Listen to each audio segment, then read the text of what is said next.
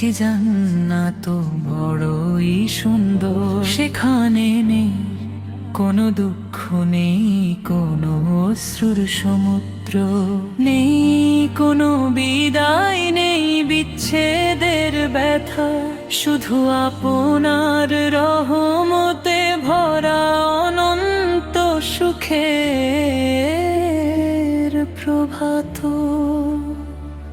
কতবার গুনাহ করে আপনার দুয়ারে ফিরে এসেছি, আপনি ফিরিবেননি,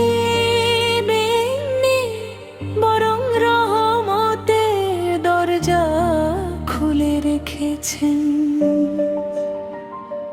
তাই আজও আশা করি, হে আমার রব, একদিন আমাকেও জান্নাতের পথে ডেকে নেবে।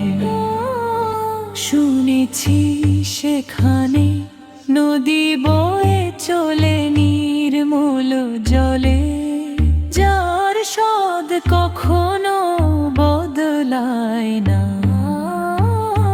শুনেছি সেখানে শান্তি, নিরাপত্তা, প্রশান্তির আবাস, যেখানে কোনো ভয় নেই, কোনো ক্লান্তি নেই, কোনো মৃত্যু নেই। শুনেছি জান্নাতে মুমিনের হৃদয়ে কোনো হিংসা থাকবে না, সবাই পরস্পরকে ভালোবাসবে, সালাম বিনিময় করবে, আর আল্লাহর প্রশংসায় মুখর থাকবে। হে রব, আমি দুনিয়ার অট্টালিকা চাই না, চাই না ক্ষণিকের গৌরব, আমার একটি ছোট্ট আশা, আপনি যদি দয়া করে জান্নাতের একটি কোণে স্থান দেন, তবে আমার জীবন সফল। আমি চাই সেখানে আমার মা বাবার সঙ্গে দেখা হোক, যদি তারা আপনার রহমতের যোগ্য হন।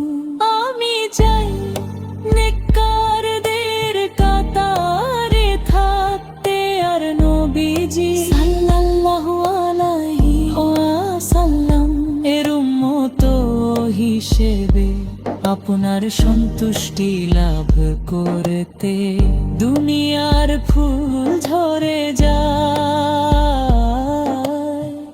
দুনিয়ার সুখ ফুরিয়ে যায়, দুনিয়ার সৌন্দর্য একদিন মলিন হয়।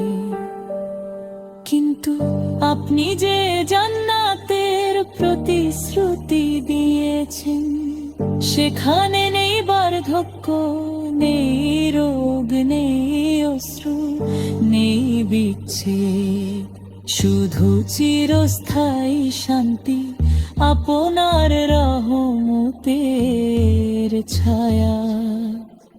হে আমার অন্তর, দুনিয়ার মোহে হারিয়ে যেও না।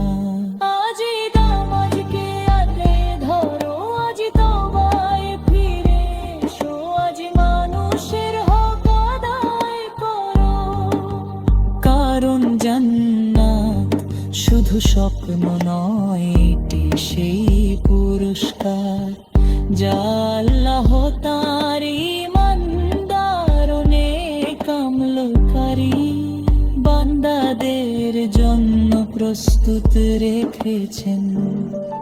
হে আল্লাহ, আমাদের অন্তরকে কুরআনের আলোয় আলোকিত করুন, আমাদের গুনাহ ক্ষমা